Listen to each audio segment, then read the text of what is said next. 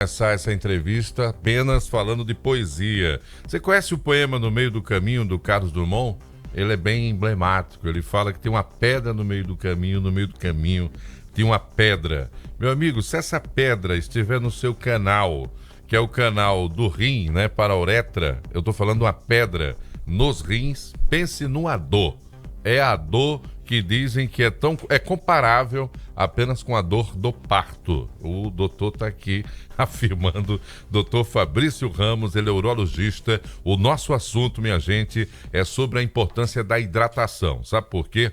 Porque, do contrário, seu organismo poderá produzir cálculos, que são pedras que seguem para os seus rins e danificar e muito o seu corpo, tá? Além de gerar sofrimento e dor.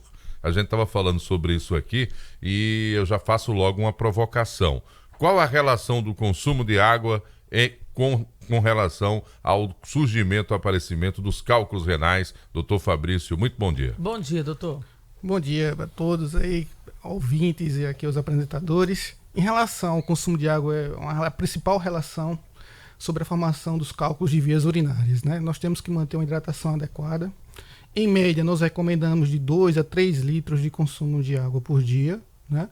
E geralmente isso é variável. Por quê? Porque vai depender de alguns fatores, como o sexo, a idade, a intensidade da atividade física, e são alguns fatores que interferem no consumo e na necessidade de água. Quanto tempo com uma hidratação inadequada pode me levar a ter mais risco de desenvolver cálculo renal, doutor? A gente tem como mensurar isso? Isso é muito relativo, né? Isso vai depender muito da composição física do paciente, do histórico familiar, dos hábitos de vida, da dieta.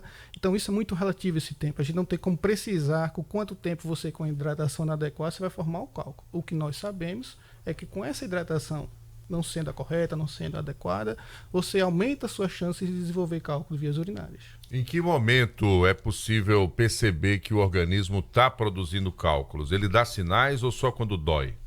Geralmente, a gente faz uma análise quando o paciente chega no nosso ambulatório, nós solicitamos alguns tipos de exames, né? Exames de sangue, exames de urina, e a partir daí nós temos alguns indícios que podem ter algum distúrbio metabólico e assim favorecer a formação desses cálculos. E a partir daí nós temos uma desconfiança, uma condição de avaliar que possa ser que já esteja presente esses cálculos, a gente solicita o exame de imagem para confirmar. Certo. Todo cálculo ele tem que ser retirado ou ele pode ser destruído ainda no corpo? Bom, aí a gente vai entrar na parte de tratamento, né? Nós temos vários tipos. O principal tratamento seria o tratamento cirúrgico, realmente, com a retirada total do cálculo urinário, né? Mas nós temos algumas alternativas, como a bombardeamento por ondas de choque, que é a LECO, né? Para quebrar o cálculo dentro do rim, fragmentá-lo e assim esperar que os fragmentos desçam espontaneamente. Nós temos a conduta expectante, onde a gente pode abrir mão de ou fazer uso de algumas medicações para poder dilatar o ureter e facilitar a descida do cálculo. São algumas alternativas terapêuticas. Doutor Fabrício, quando é que esse cálculo ele é considerado mais perigoso?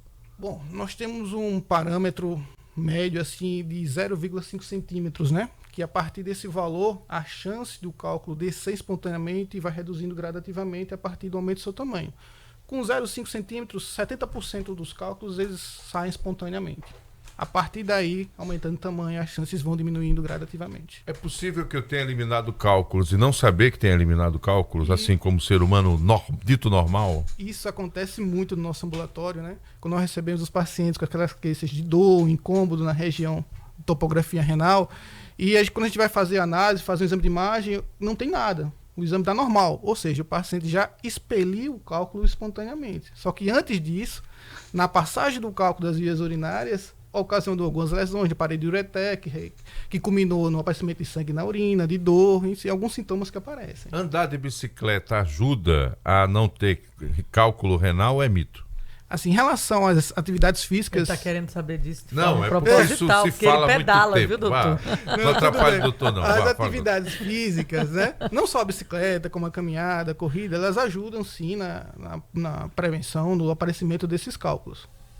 Tá, e doutor, é verdade que desses meses mais quentes, de alta temporada, de verão, aumenta o número de casos de cálculos renais? Esse acréscimo ele é observado? Isso. A gente observa que estação do ano do verão, entre janeiro e março, há um aumento de 30% a 35% dos casos de cálculos de vias urinárias e, consequentemente, há um aumento, né, na quantidade de cirurgias, de quantidade de pessoas no nosso ambulatório. A gente mora numa região marinha, né? Também lá, muita orla lagunar, e a possibilidade de comermos muito potássio, né, e alimentos ricos em cálcio é muito grande.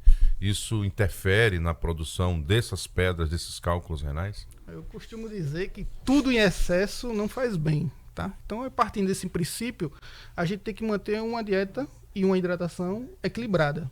Né? Não vamos dizer, porque a maioria dos cálculos são formados com composição de cálcio, que a gente vai deixar de consumir cálcio. Não é isso. A gente consumir da quantidade adequada. A mesma forma o potássio e outros eletrólitos que estão envolvidos na formação dos cálculos. Doutor, a gente está falando de prevenção de cálculo renal, ligando isso a uma hidratação adequada. A gente também falou nos bastidores aqui sobre prevenção de infecção urinária. As coisas têm ligação? Tem a ver? Explica um pouquinho para a gente. Sim. Tem a ver porque nós estamos numa época de verão e, assim como aumenta as chances de formação de cálculos, há também um aumento na incidência de infecção do trato urinário, né? Infecção urinária. Então, os cuidados são semelhantes de ambas as doenças, em especial na infecção urinária para as mulheres, onde a gente deve manter uma higienização adequada das genitália, aumento da ingesta hídrica, evitar roupas apertadas, roupas de tecido industrializado, preferir o algodão, sempre a melhor opção, e, de preferência, usar roupas leves para ajudar a ventilar a região genital. Eu vejo que a presença dos turistas na cidade e assim o hábito de querer aproveitar ao máximo a ideia da praia, basicamente eles ficam com a roupa da praia da manhã até a noite, em alguns ambientes que a gente percebe, né? E ali ele tomou banho de mar, saiu do mar, entrou, enfim. Essa permanência longa, né, com a roupa de praia, depois de umidade, depois de estar ali em contato direto com o corpo, isso é saudável ou pode causar algum problema? Isso, gente, é uma das principais recomendações que nós fazemos dos nossos pacientes, que não passem muito tempo com roupa úmida, porque ali favorece o meio ideal de umidade e calor para a proliferação de micro-organismos, tanto os de fungos quanto os de bactérias. Eu vou resgatar aqui uma matéria que saiu no finalzinho do ano passado, da taiwanesa que retirou 300 pedras do rim. Imagina se uma pedra já dói, imagine 300, né, doutor? Já aconteceu algum caso assim, parecido, pelo menos? E ela disse que não gostava de beber água. Ela mesma falou para o médico que só bebia bebidas açucaradas, chás, enfim. E aí aconteceu isso, não se hidratava muito. Um caso como esse é um caso excepcional, não é um caso comum no nosso dia a dia. A gente nosso dia a dia, a gente consegue, já operamos casos em que o paciente tinha muitas pedras, não a quantidade de 300, mas já tivemos algumas. Mas o mais comum que acontece é quando nós temos um paciente que tem um cálculo renal por muito tempo, esse cálculo vai crescendo e toma proporções de tamanhos muito grandes, chegam até 4, 5 centímetros, que são chamados cálculos coraliformes, onde o cálculo ele toma a morfologia total do rim, ele ocupa todo o espaço do rim. Impressionante isso. Quando se faz uma análise, né, da quebra dessa pedra, o senhor falava aí que não é feito até em Alagoas, busca aí laboratórios fora. O que é que se encontra? Qual a composição dessas pedras, desses cálculos renais? Geralmente, quando nós fazemos a cirurgia, nós tiramos alguns fragmentos desses cálculos, ou o cálculo inteiro, quando nós conseguimos. Nós enviamos esses cálculos para uma análise cristalográfica e assim nós podemos obter o mineral, a composição principal daquele cálculo, né? De que cristal é formado aquele cálculo. O principal fator, o principal sal envolvido nisso aí é o oxalato de cálcio, tá? Seguido do fosfato de cálcio, do ácido úrico, são algumas substâncias que podem estar envolvidas na formação desses cristais. Estão presentes em quais alimentos? Porque ali está o histórico do que a gente comeu ao longo da vida, né? Exatamente. Por exemplo, nós temos em relação ao café, em relação ao chocolate, sementes oleaginosas, castanhas são ricos em oxalato. Então, uma substância que, junto com o cálcio, formam os cristais. Nós temos também alguns alimentos, por exemplo, o consumo excessivo de vitamina C, que o pessoal começa a consumir sem orientação médica, por conta própria, também favorece o aparecimento de cálculo.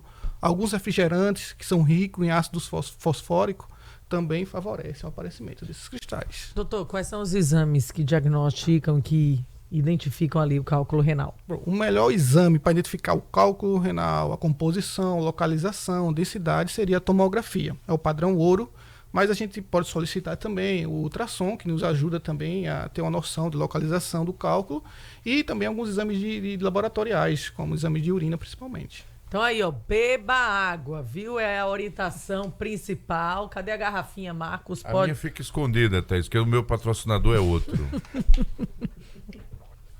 Vamos embora. Essa eu não esperava. Vamos embora. Beba água. É importante aí manter uma hidratação correta, adequada. Se puder, beba 3 litros. Se não der, beba 2, mas tente, né, manter esse nível aí de consumo de água equilibrado. Dr. Fabrício Ramos, urologista, obrigada pela presença, pelos esclarecimentos. Até o próximo bate-papo. Obrigado a todos. Valeu, tá aí, Thaís.